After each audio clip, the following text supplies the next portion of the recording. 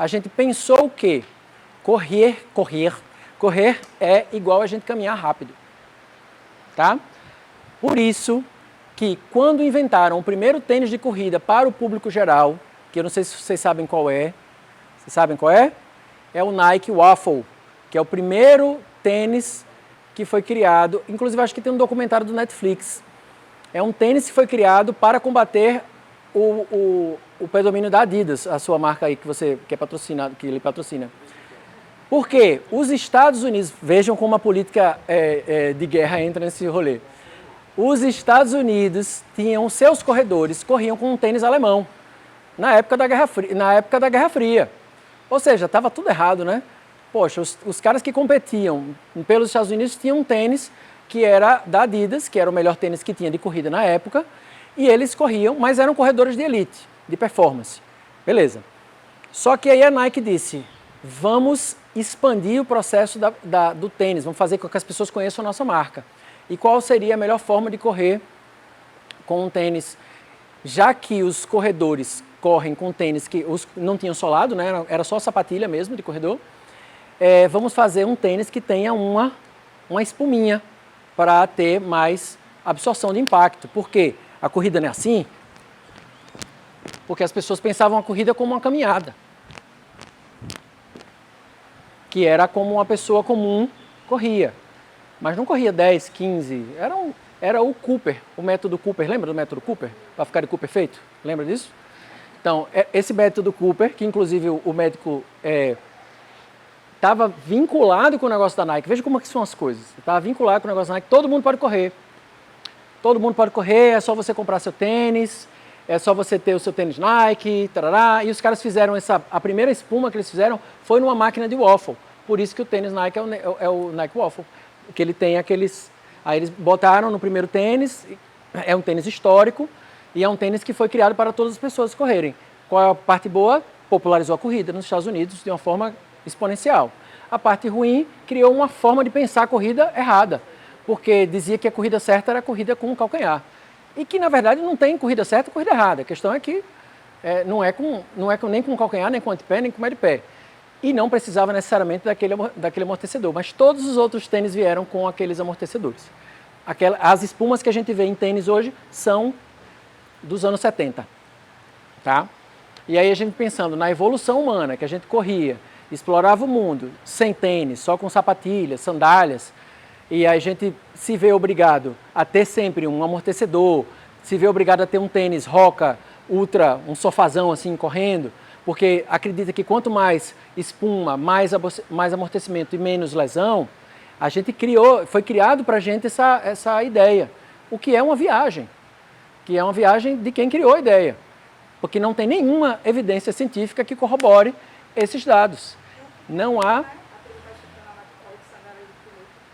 Sim, sim. E aí tem os Tarahumara no México, né? Então, aí você tem tudo, você tem corda descalço, você tem de Crocs, você tem de Havaiana, você tem... Porque, na verdade, a corrida não necessariamente precisa do amortecimento.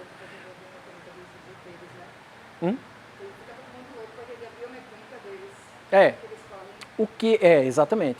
E aí a gente tenta criar o padrão, né? Ver como é que o Tarahumara correm, como é que os quenianos correm, e aí a gente fica tentando entender por que eles correm tão bem daquele jeito. Mas, enfim, isso é a tentativa da gente de cientificizando os processos, ver como é que a gente corre. Por exemplo, tem Elton, que corre tão bonitinho, né? A corrida dele é toda elegante. Tem o Wilson também, que o Wilson está cada vez mais... Parece um quenianozinho branco e baixinho, né? E o bicho... E ele tá... Que homem, né? Vou dormir com ela hoje. Já ganhei ela ali, não. Já ganhei ali no parque mesmo, já ganhei. Não, essa é... Mas a ideia geral é, tênis, tudo bem que ele tem amortecimento, que massa, a gente foi perdendo a força dos intrínseca. Quando você vai para performance, lá para cima, você vai ter ajuda, porque aí são os maiôs com flutuação, na natação, né? Não. Quando você bota o capacete aquele capacete na bike, vai ter a diferença. Vai ter o processo da... Você junta a estrutura perfeita. Porque na verdade, veja, o Kipchoge que fez o teste foi o primeiro corredor queniano que fez o teste com o tênis de placa. E ele conseguiu, numa corrida controlada, ele conseguiu correr abaixo de 2 horas, não foi? Ou a 2 horas marcadas? Não, foi abaixo de 2 horas. Foi abaixo de 2 horas. Mas foi numa corrida controlada, foi num laboratório. Foi num laboratório que você tinha. O tênis dele tinha 3 placas. Aquele tênis não fabrica, foi um tênis feito só para aquela corrida. E para ele, né? E é como você usa um tênis, você vai... A marca vai adaptando o tênis para você e depois ele vê como ele vai vender aquilo para o público em geral. Se, na verdade, aquilo ali vai fazer uma mudança na performance do ponto de vista estatisticamente válido, sabe? Aí são outros 500, entende? Eu acho assim, quando é alta performance, essa galera esquece um pouco até da segurança, entendeu? Os caras vão lá para performar. Ah, isso é. Esporte de elite...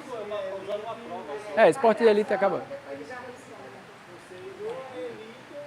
Mas entendendo inclusive um estudo que fizeram com eu não sei com quem foi, gente, porque eu não tenho esse dado agora aqui, mas meu Deus, o simpaticão que correndo, o Usain Bolt, e um dos recordistas dos 100 metros rasos na década de 30.